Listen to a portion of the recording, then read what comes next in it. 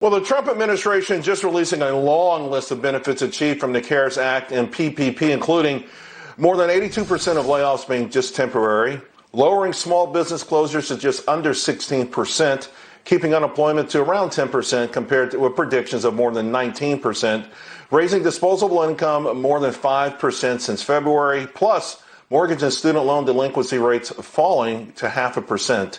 Now, here's the current dilemma. I think the economy needs one more booster shot, folks, and I think the rally will stumble if conventional wisdom shifts that there's not going to be a deal. Yes, the market is up during this negotiation impasse, but that's in large part to an assumption that a deal is going to happen, and much better economic data also has helped this rally.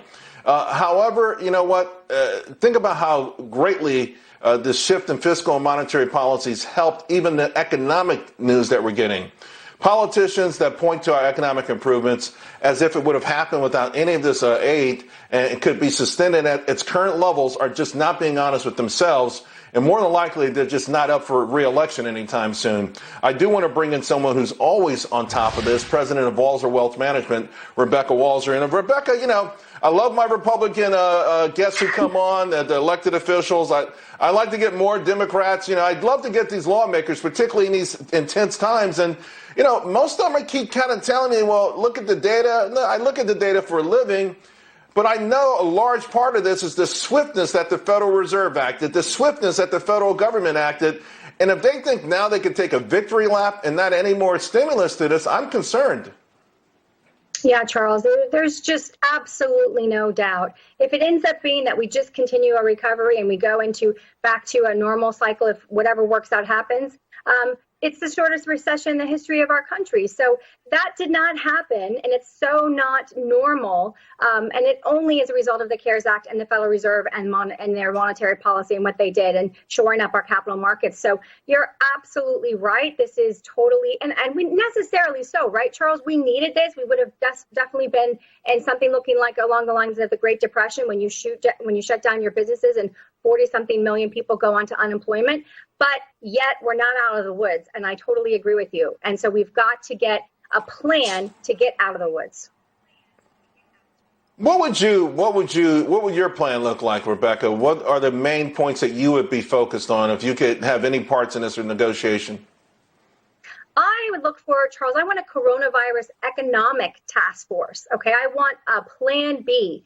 Everybody's pinning their hopes on this vaccine. And unless people are ready to take the Russian vaccine, there is no vaccine. And we don't know when there will be a vaccine. And everybody's talking about end of the year, beginning of first quarter next year. But we don't know. We just don't know. So to put all of our economic return to normalcy on an unknown date of a vaccine, I think is a little bit ridiculous. We need to have a coronavirus economic recovery task force, if you will, Charles, and let's get that going on. What is our plan B? What is our plan B? We just cannot put everything on a vaccine, and we cannot put our lives on hold indefinitely, Charles. And you're right.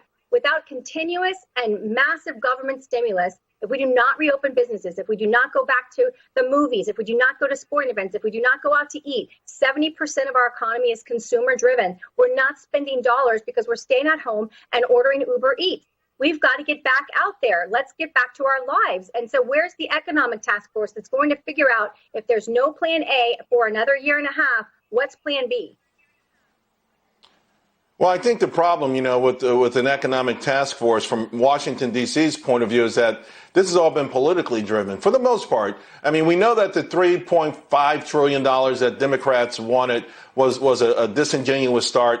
I think Mnuchin saying 70% of what you were making was also too far on the opposite end.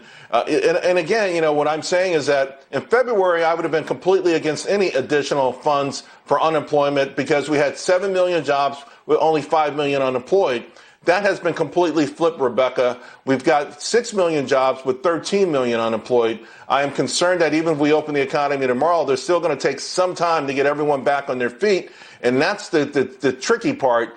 How do we help those folks? We just got 30 seconds, but your final thoughts. Do you think that there'll be some sort of last-minute deal cobbled together?